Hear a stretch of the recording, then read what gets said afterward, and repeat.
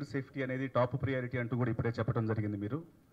అయితే గతంలో సైబరాబాద్ కమిషనర్గా పనిచేసినప్పుడు మహిళల జోలికి వచ్చినప్పుడు మహిళల పట్ల అమానుషంగా ప్రవర్తించి తప్పించుకోవాలని చూసిన వారి పట్ల చర్యలు అనేవి ఎంత కఠినంగా ఉంటాయి అనేది ప్రపంచం అంతా కూడా చూసింది.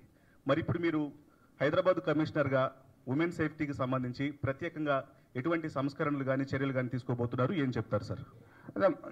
అంతకుముందు చెప్పినట్లు ఇప్పుడు మనము బికాజ్ ఇట్స్ ఫస్ట్ డే అన్ని టీమ్ ఆఫీసర్ ఆల్రెడీ నేను చెప్పడం జరిగింది. ఇప్పుడు ఉన్న సిస్టమ్స్ ఏం చేస్తున్నాం ఆల్రెడీ ఇప్పుడే బాగా ఎఫిషియెంట్ సిస్టమ్స్ ఉన్నాం. ఇంకా మనము ఎట్లా ముందు తీసుకెళ్లాల పైన మనం డెఫినెట్లీ ఒక ప్లాన్ చేస్తాను. మళ్ళీ మనం కలుస్తుంటాను కదా, అప్పుడు డీటెయిల్గా ఒక్కొక్క విషయం పైన మాట్లాడతాను.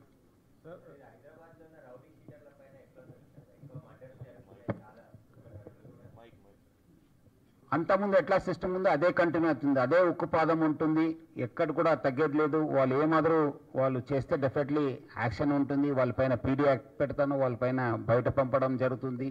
అదేవిధంగా 3 కమిషనరేట్, ఎందుకంటే ఇప్పుడు అంతే మనకేమో బార్డర్స్ ఉన్నా మనకు జ్యూరిస్టికేషన్ ఉంది, వాళ్ళకేం లేదు కదా, వాళ్ళు అటు పోతున్నారు ఇటు పోతున్నారు అనేది మన 3 కమిషనరేట్ ఆఫీషియల్స్తో మాట్లాడిస్తాను. ప్లస్ మన టాస్క్ ఫోర్స్ కూడా చేస్తాను. అవసరమైతే మనం ఒక సిస్టమ్ని మనము చేసుకొని వాళ్ళు ఏమేమో ఉన్న ముందే ప్రివెంట్ చేయడానికి మా వంతు కృషి చేస్తాను. సో డెఫినెట్లీ వాళ్ళు ఎవరెవరు చేసినారో మొత్తం ఒకసారి రివ్యూ చేసి అవసరమైతే వాళ్ళు పిలిపించడమా ఏం చేయడం పైన కూడా యాక్షన్ తీసుకోవడం జరుగుతుంది.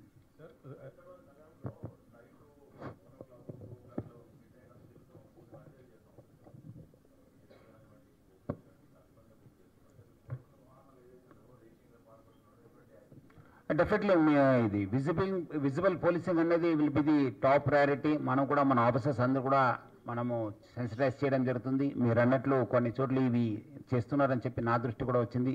అవి ఎక్కడ చేస్తున్నారని మన ట్రాఫిక్ పోలీసుని లోకల్ పోలీసుతో మాట్లాడి డెఫినెట్లీ వాళ్ళపైన కూడా యాక్షన్ తీసుకోవడం జరుగుతుంది.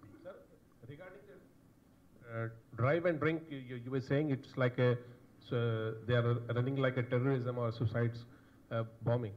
So is there any like rules